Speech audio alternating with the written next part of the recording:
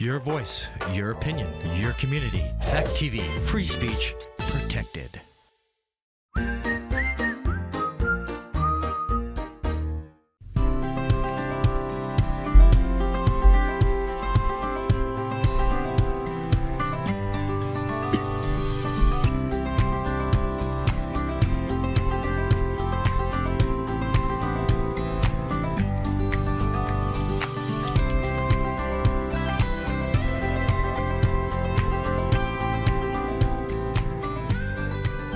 Okay.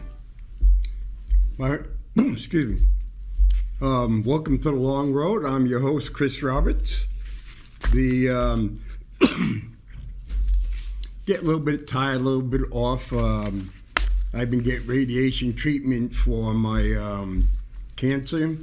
33 down, only 7 more to go, and I'll be glad it's over with. And so, if I get a little bit tired, a little bit sluggish, that'll be the reason why. President Biden, a month late, but on March 10th, he presented his budget.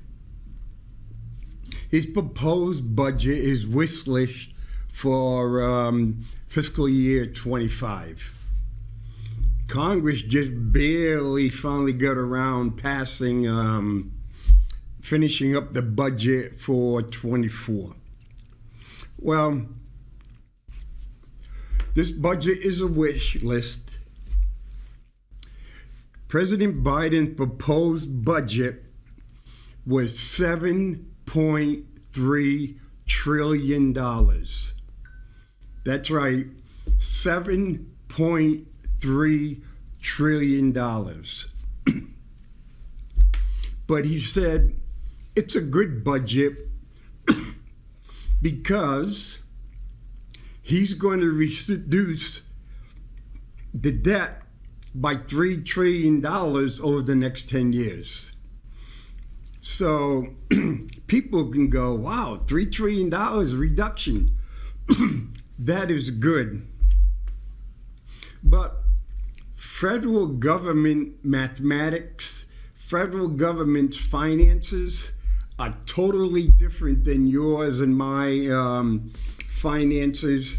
There's gimmicks, there's numbers, and if we did it, if you or I did like the federal government, we'd be in jail for fraud, or we'd be bankrupt, or we'd be out on the street. And so what I'm going to do is I'm going to go into some of the details when you go and look at the numbers and the line items. But first I'll go over, first thing with Biden with $7.3 trillion. This is his wish list. This is his campaign budget. What he proposed will not pass. A lot of stuff he got in here will not pass. If President Biden loses the election, then this the vast majority of $7.3 trillion budget will be thrown out the window. Okay? And so, but part of this budget is the 2017 tax cuts. They end next year.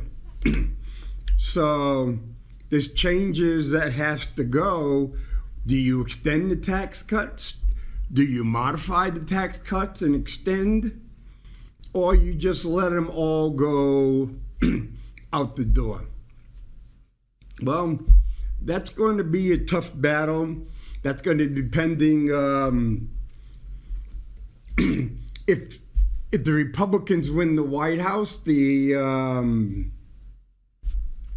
House and the Senate, I'm highly confident that all 2017 tax cuts will be expended, no matter how negative it is, will affect the debt going forward. If the president Democrat keep the White House and they take the House and the Senate, I don't know what will happen, is because when the Democrats are in control of everything like they did under President Obama for a while, nothing really gets done, because then they all start separating and going their own different ways. Because, for example, you had Blue Dog Democrats. They were more liberal on social issues, but they were fiscally conservative. Basically saying, if you don't have the money, why are we spending money we don't have? So those will go different ways. President Biden is proposing a $7.3 trillion fiscal year 2025 budget that would offset spending on his key domestic priorities, including tax credits for families, new money for housing by increasing taxes on corporations and the rich. He goes, my budget also makes key investment in child care and education, so every child in America can have a strong start. They need to thrive. Far too many hardworking families, it costs too much to find a good home. So we're working to lower costs and boost supply of housing nationwide. Well, it came out this morning in the top 100 metropolitan areas in the country, it is far cheaper to rent than it is to own a house. You know, for example, even in Keene, I think Keene is like around 350th to 360th metropolitan area.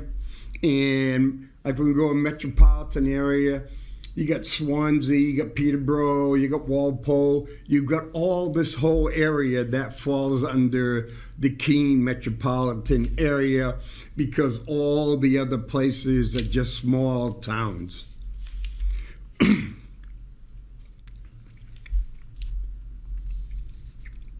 President Biden has claimed that his tax and expenditure agenda will lower the deficit by $3 trillion over 10 years compared to current policy.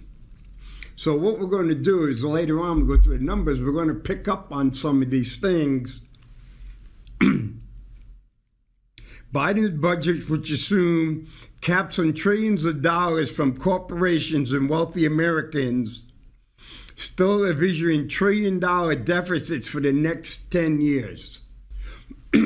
So President Biden is going to say, my budget, I'm making changes, so you really won't, we're going to make some changes up here. But when you look 10 years from now, if everything stays perfect the way it is, interest rates go down, we don't have a recession, inflation doesn't go up, you know, none of those negatives, interest rates going down, but no negative shock to the economy or anything, then we'll do good and we'll go down $3 trillion. Okay, for 2025, he plans to spend $1.8 trillion more than the government will collect in taxes.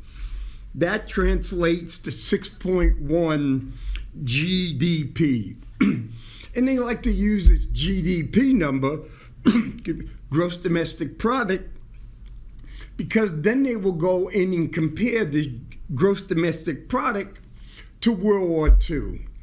Oh yeah, we're only 6.1% of the budget. I mean, our debt is only 6.1 of the gross domestic product. Oh, okay. If I make $1,000 and I have 6.1% debt this year, I'm going to spend. So what that means is okay, Mr. Roberts, here's $1,000 to spend, but I go, sorry, I'm going to spend $1,061. Not really too much of a big deal, but I've been doing it every year. So next year, I get $10,000, and I go, oh, here's $10,000 to spend, Mr. Roberts. But you know what? I'm going to spend $10,610. So basically now in 2 years, I have $672 in debt. So 672 if I'm paying 6% interest on it. So look at that. So the interest every month I will continue paying, but I can't afford the interest because I'm spending more money than I'm taking in. So they go, well, you know, Mr. Roberts, you owe us $600, so you owe us $36 for interest for the second year. I go, hey, no problem at all. Just add it on to the $670 I owe. So now I'm up to $700. So each year goes, I keep paying, I keep buying more than what I get. And what I overspend, I just throw it on the pile. And then I can't pay the interest, so I throw the interest on the pile because by law, I have to pay the government debt. So no matter what it is, if I have to borrow the money to pay the government debt and then put that on the debt, you know, in most places, that's called loan sharking. Because no bank, no reputable government-controlled financial institution is supposed to be loaning you money just to take care of your debt. Because what is your collateral on that debt to pay for that debt? You won't have any collateral because you've overexpended. You're in a negative. Once you take the assets out, you're in a negative balance.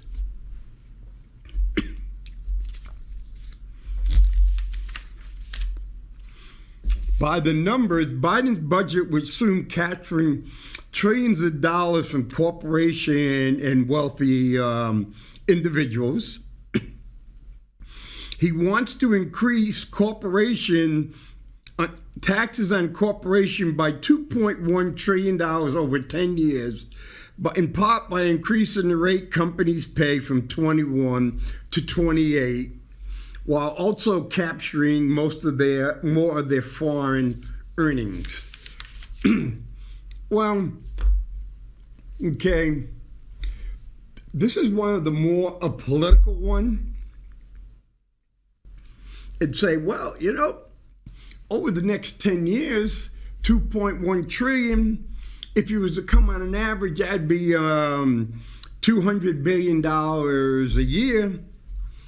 And when you look at the United States economy and things like that and transactions, the way the stock market is going, things like that, $200 billion a year in extra taxes is not much.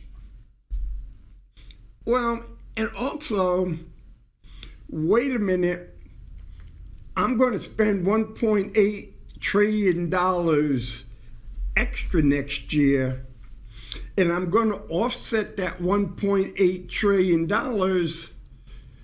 by collecting another $200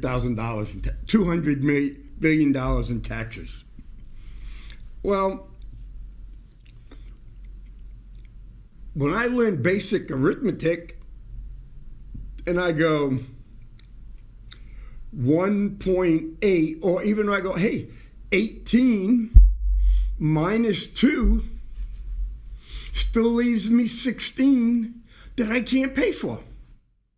So that 16, $1 trillion, I can't pay for.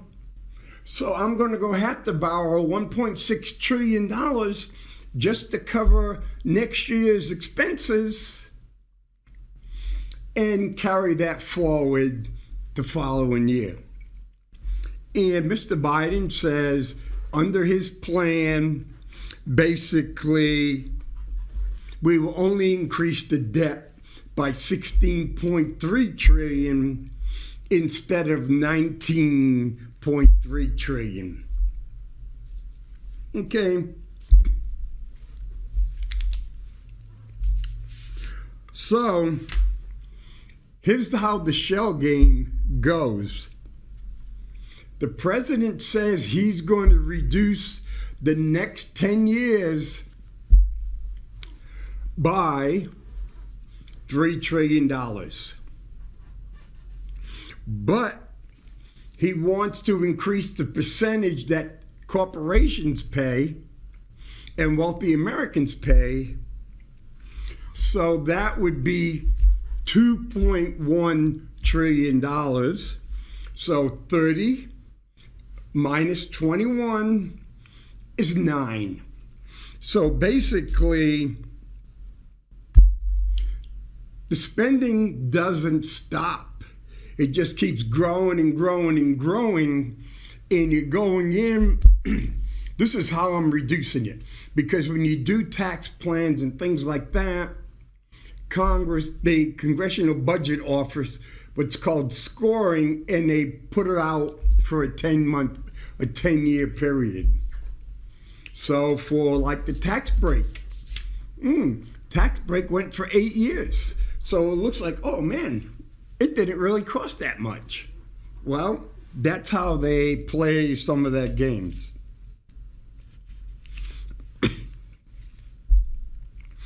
And then President Biden wants a billionaire tax that will impose 25% minimum on all earnings, including capital gains, which would bring in another $500 billion.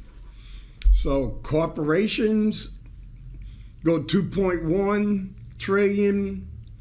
Wealthy billionaires go $500 billion. So basically, billionaires would be forking up about $50 billion a year for the next 10 years, which brings it up to 2.6. So there it is. That's kind of how the game is played.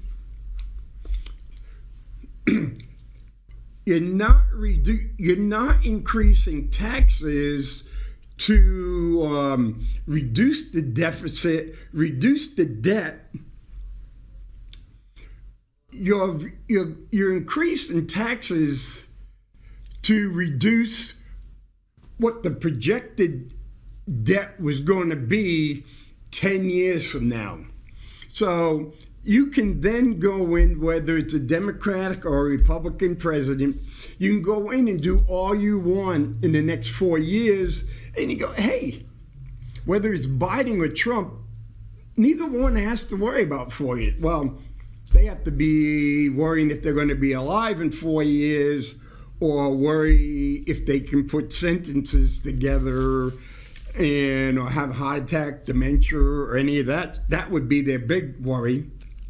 But they only got one term. Either one only has one term left in them. So they don't care what's 5, 6, 7, 8, 9 years out.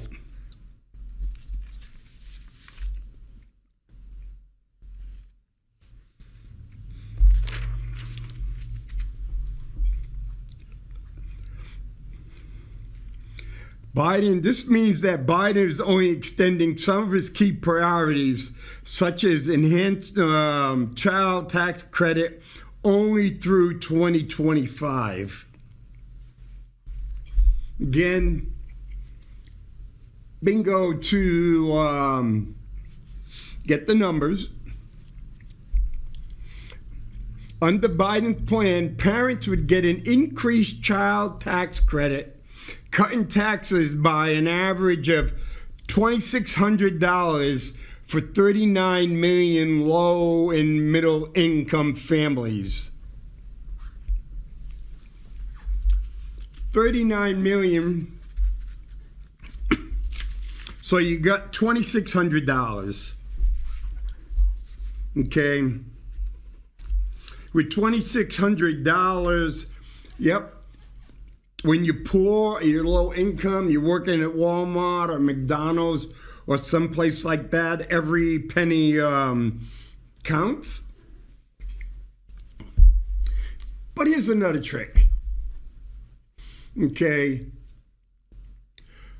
If I go in, President Biden says, okay, Mr. Roberts, you get some kids, you don't make much money, and I'm going to make sure you save, because you get 2 kids and everything, I'll make sure you save about $4,000. Oh, $4,000, yeah. And they go, then the other place, people go, oh, Mr. Roberts, you have another $4,000 a year, so I'm going to have to cut some of your SNAP benefits, and I'm going to have to cut some of your heating benefits because it's all based on income.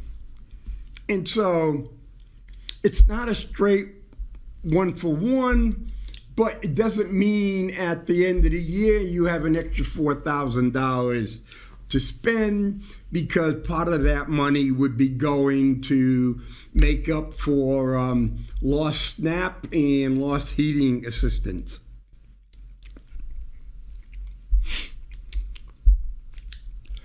Also, the president, that housing costs are painful, but he also wants to spend $258 billion to build or preserve over 2 million units.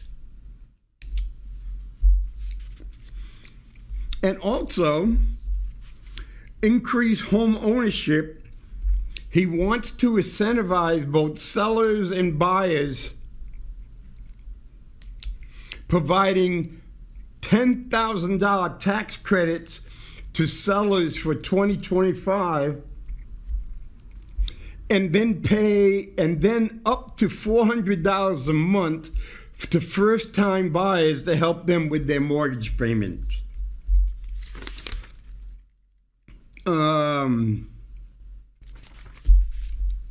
There's a little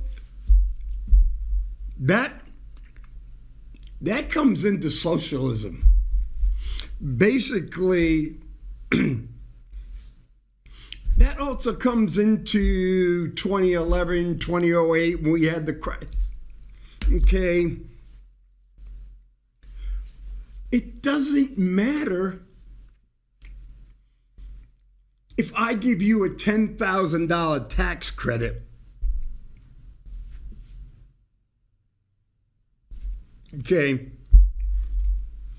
So I own my own home. Under Mr. Biden's thing, it says, Mr. Roberts, if you sell your home in fiscal 25 and you sell it to someone who has never bought a home before, a first-time home owner, I will give you $10,000 tax credit. Not a deduction, $10,000. So the American taxpayers would give me $10,000 to sell my home to a first-time buyer. Then the president wants to give that first-time buyer $400 a month, up to $400 a month to first-time buyers to help with their mortgage payment. Okay. The reason most first-time buyers can't afford to buy a house is try to find a house under $300,000 in Keene, for example. $300,000. So at a 6% rate, so you're looking at about 1.5. So that you would have to pay over the course of 30 years, $750,000 for that house, not including taxes or anything. A $300,000 house would also around this area would be about $10,000 a year. If you get a really good loan and all that kind of stuff, you'd be paying about $2,700. So bingo, 10. So you'd be paying about $30,000 a year for your house. You would be paying about $10,000 a year for your taxes. Ooh. But we throw in heat, we throw in electricity, we throw in food, we throw in car payments, things like that. You may be looking about having to spend about $70,000 to get into that house. You get into that house and these are just the basics that you have to pay. And depending, the president says, don't worry, we can give you up to almost $5,000 a year, but I won't tell you for how long to help you. So 70, so it means you come up with 65. You throw in Social Security, you throw in your tax and everything. Well, if you and your wife work, you might be able to get the $100,000, but you better not have any kids, because if you have 2 kids and they're young, you could be easily paying $12,000-$15,000 extra for daycare. Houses are really too expensive, and that's part of the problem. People are not making enough money to buy a $300,000-$400,000 house.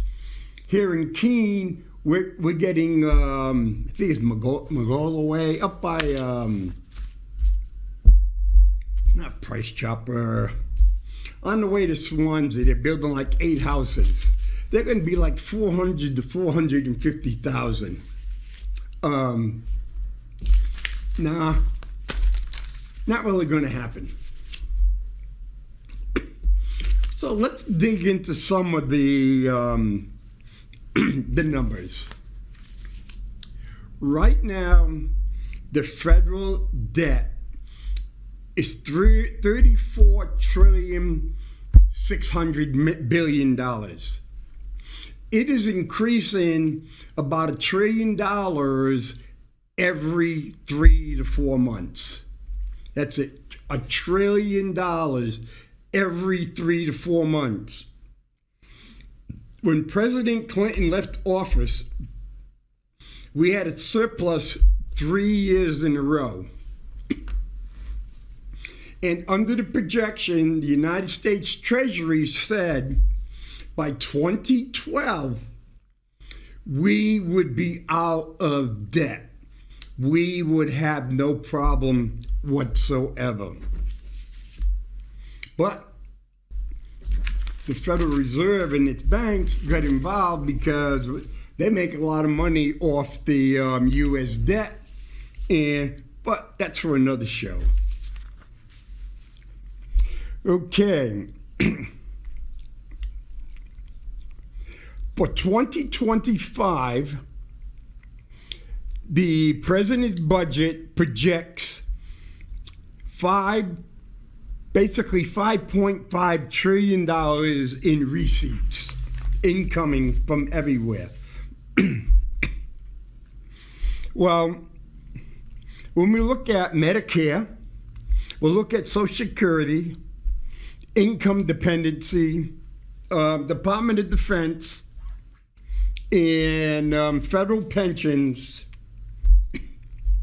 just those 5 things, and interest, $5.9 trillion. So Medicare, Social Security, interest, defense, and federal pensions, $5.9 $5.9 trillion. That means there's no money to pay for anything else in the government, no money to pay for government services, none of that stuff. 5.9. So he's projecting a deficit of next year of $1.8 trillion. And so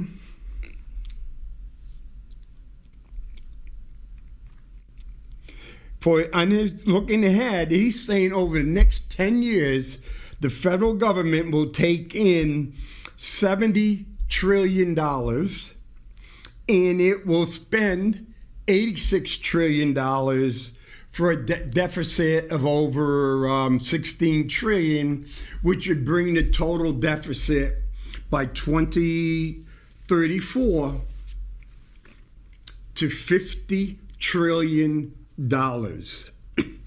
And look how he plays the game. In the first 4 years, from 25 to 29, the president's saying they're going to be taking in 31 trillion, spending 39 trillion. But the second 5 years, it's in 40 trillion and spending 49 trillion. So we get this. Well, I'm president, this is what we're going to spend. But the next president, unless he does something, his amount is going to go up.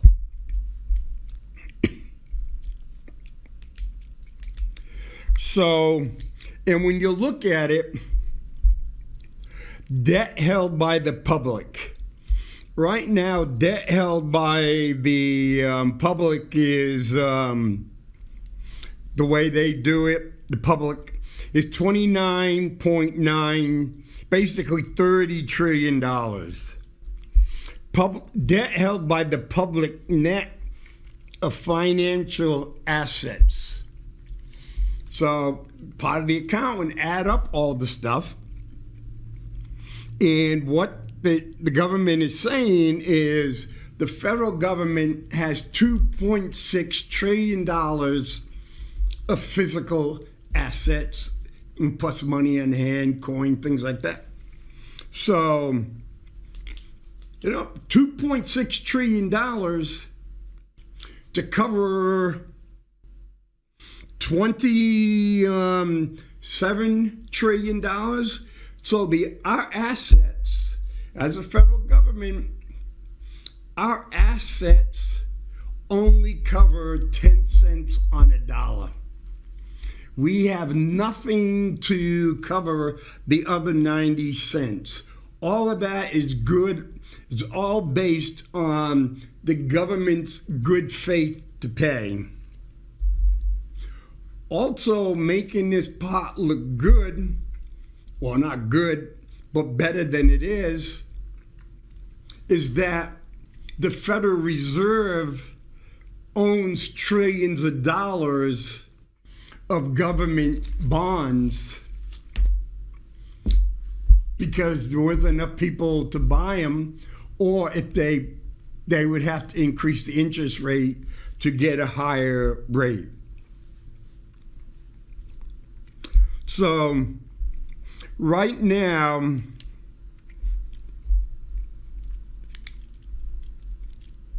what they're doing, they're projecting in the year 2034, the federal government will take in 8.6 trillion, spend 10.3 for a 1.7 trillion. So it's like, for example, this year, 1.8, next year is 1.7, 1.5, 1.5, 1.5, 1.4, then 1.6, 1.6, 1.7, 1.8, and 1.7. Okay? So we have got, you know what? I'm old, but for my children and my grandchildren's sake, We got to get those old people out of Congress. We got to get those old people out of federal office, because those old people are making decisions that make their life cozy and don't care about my grandkids, because they'll be dead by the time my grandkids grow up. So what the heck? Not their problem.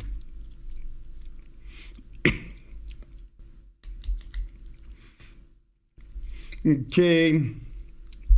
Next year, they'll go in the receipts. They're talking about 18.7% of the gross domestic national product, and the federal government will spend basically about 25% of the gross national product, and comes up to 6.1. And what they have done is they have calculated the gross domestic product to keep growing. They're saying is we're not going to have any financial shock at all. And so as it keeps growing, so this year, that's 26.6, 25 is 6.1, then 5.1, 4.7, 0.7. So they predict that the end of 10 years, in 2034, the deficit will only be 3.9% of the gross domestic product. So they're saying, look, we've gone from a 6.6 to a 3.9. We have actually been reducing the debt. Total BS. You're not reducing the debt. You're projecting the money, the gross domestic product, to keep increasing so you can get the numbers down.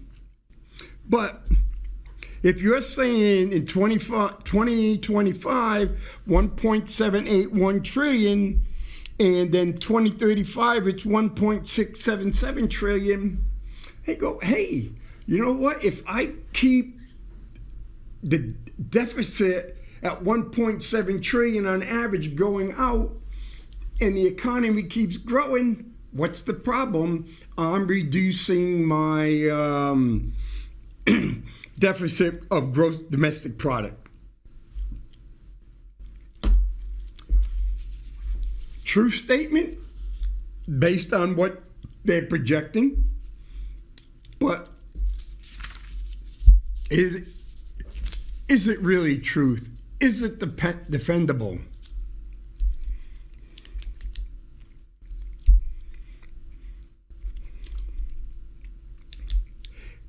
In 2025, for the first time, the debt held by the public, China, Japan, Saudi Arabia, all these different ones, will exceed 100% of GDP. And 102.2% will be held by the public. When you take out the financial aspects, it's 93.3.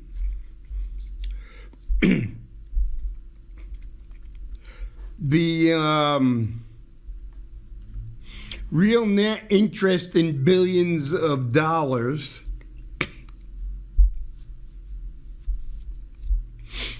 they're saying, by this, we're going to save $4.7 trillion in interest.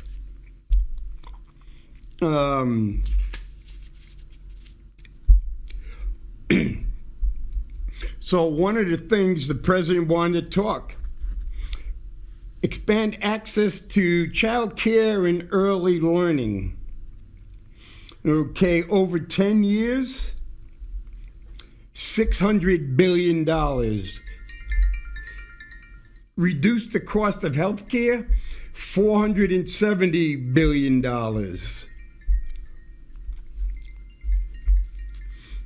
Some of the improve home health care, $154 billion. Expandable tax credit, $310 billion. Restore and make permanent the American Rescue Plan expansion of earned income tax credit for workers without any children. Because you had to have kids to have the earned income, but then when with COVID and everything, people who didn't have kids were allowed to get it. That would be $163 billion over the next 10 years.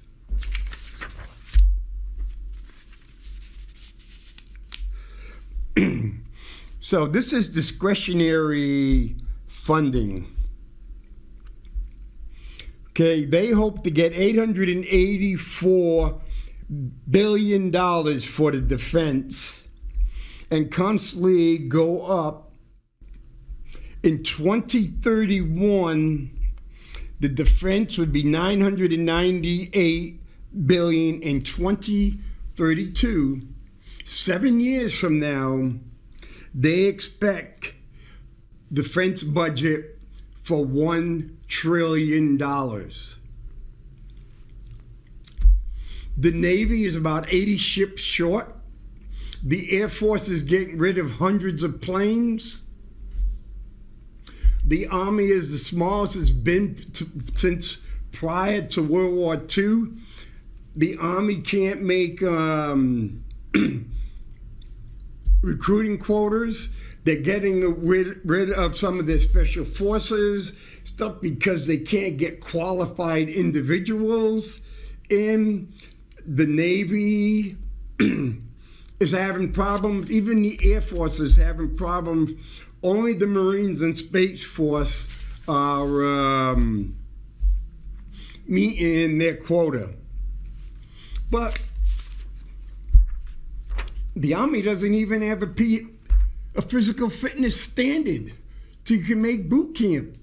You don't even have to qualify at the rifle range. If you go UNC, you can make it up later on.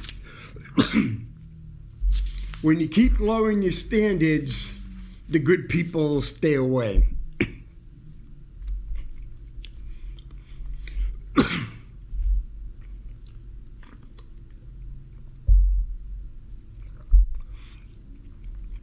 The non-defense discretionary, which is basically everything, SNAP, heating assistance, all this other kind of stuff, that's non-discretionary. Stuff that they don't have to. They don't have to give farmers loans or crop protection. They don't have to give money for roads and things like that. And one of the things right here, 2032, some of the states want to do away with able to sell a fossil fuel vehicle. Some by 2035. But I was thinking, how do you get the road use tax to build the highways, repair the highways and everything? You get gasoline, you have to pay a tax to the federal government, you have to pay a tax to the state. Hey, electric cars don't have to. Hey, I got a hybrid. I don't fill up as much as I used to. It doesn't mean I'm using less roads. I can get like 35 to 36 miles, and I can drive all around Keene and not use a single ounce of gas. So basically, I'm driving the roads free as a freebie, and other people are paying for it. But the non-discretionary funds, okay, 884 for Department of Defense and 995 for non-discretionary. So non-discretionary budget, the ones that Congress fights about, for 2025, $1.879 trillion. Okay, that's defense and that's everything except a few. Okay. Mandatory ones that they have to pay. So in 2025, Social Security expecting to be $1.5 trillion. In 2034, they expect it to be $2.4 trillion. So they expect to pay in the next 10 years $19.7 trillion for Social Security. You know, as baby boomers, one of the statistics I heard over and over and over again, but it doesn't mean it's accurate. That's about 10,000 baby boomers turning 65 every year. So what they do is they're planning on spending $19.8 trillion, but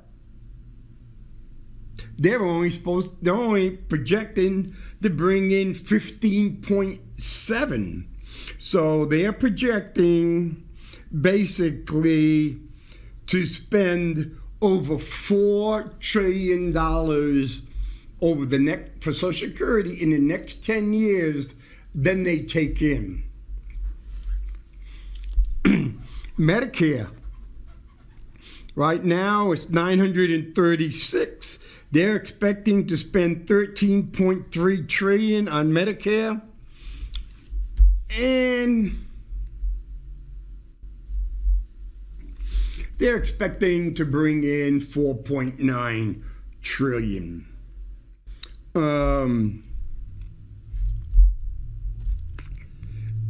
So between Social Security and Medicare, they're expecting to spend $33 trillion over the next 10 years. And at the same time, they're expecting to bring in $20.5 trillion. So over the next 10 years, Social Security and Medicare are going to be spending $12.5 trillion more than they bring in. And whether we like it or not, the Medicare rate has to go up. The Social Security age is going to have to go extend. They can argue all they want, but the number is right here. When are you going to come up with $12.5 trillion? The money is not coming in. And Medicaid is $7.7 trillion. Oh, no money comes in for Medicaid. Under Obamacare, the federal government cut a deal saying that they would pay a certain amount for the Medicaid and the states would have to pick up the rest. There's a reason why a number of states haven't picked it up, because they're looking at the long-term projections, and if Medicare is going to be spending $7.7 trillion over the next 10 years, and they have no money coming in, where's that coming? Other mandatory programs, that's $11.4 trillion.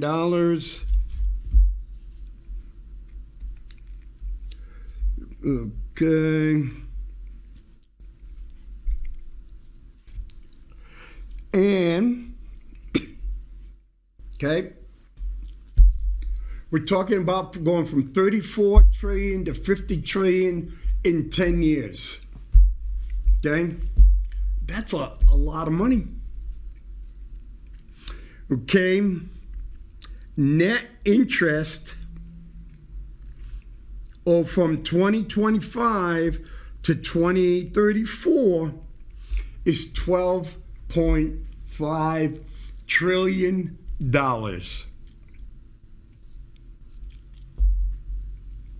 Non-discretionary funding to fund all the government, not counting Department of Defense, over 10 years will cost $10.4 trillion. At the same time, the interest will pay $12.5 trillion. How is the debt affecting us? The president is talking about housing. The president is talking about education. He's talking about childcare, early education, secondary education, building roads, building bridges, all that. That is non-discretionary funding. But we're going to spend, if we did not have to pay that interest,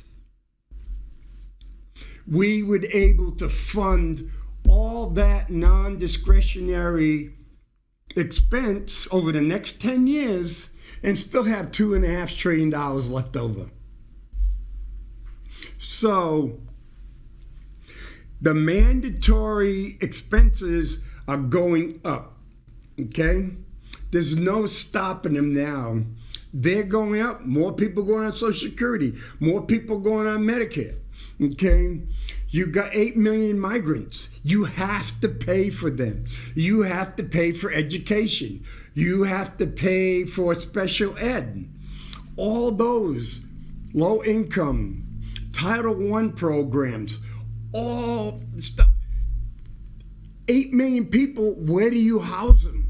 The president says we need 2 million more houses based on our population right now. Now we got 8 million more people. Where do we put them? Where does the money come from? And when I was looking through and I was Googling everything, there's, quote, nothing in here that's covering the expenses for migrants, refugees, asylum seekers. 3 different categories. And so, also in this budget, there's nothing in this budget for natural disasters. We have hurricanes, we have tornadoes, we have earthquakes. You know what? Congress and the president do not budget for things like that. Okay? The president wants to give $60 billion to Ukraine. None of that is budgeted. Those are added on. We're firing missiles, $2.5 million missiles in the Gulf. Okay? When the United States runs out of those missiles, there'll be a special budget request to pay for those missiles, to replace them. Okay? It's costing more and more to bomb and do this, so we're going to need a supplemental like we had for Iraq and Afghanistan, because what we're saying is basically with the Pentagon getting $900 billion can't afford to go to war. All they can do is afford to fly their minimum hours, go to sea, because pilots are flying less and less hours, but they can buy a $13 billion aircraft carrier, $250,000 airplanes. They can do all this stuff. They can retire them early and get bigger and more expensive stuff. They have less people, but they're going to need more money because Op Tempo says they need more money. Going to need more money at the border. There's all these places, those will all come under what's called supplementals. They know it's going to happen, but they don't put it in. That's one of the big gimmicks that goes on. How do we keep the budget looking low? Well, on average, we have $50 billion worth of natural disasters every year. That should be in the budget. We have this and we have that. Those things are supposed to be in the budget. But they don't put them in the budget because they think we're stupid. They won't get a number. How can you go in and say, because I'm just about ending for today, in 2034, when we have $50 trillion in debt, President Biden projects 2023 and 33 and 34, both of those years will be over $1.5 trillion in debt. Interest payments. We are going to be owned by Saudi or China. Whoever buys our debt will own us. So that's all it for today. Time's up. Thank you.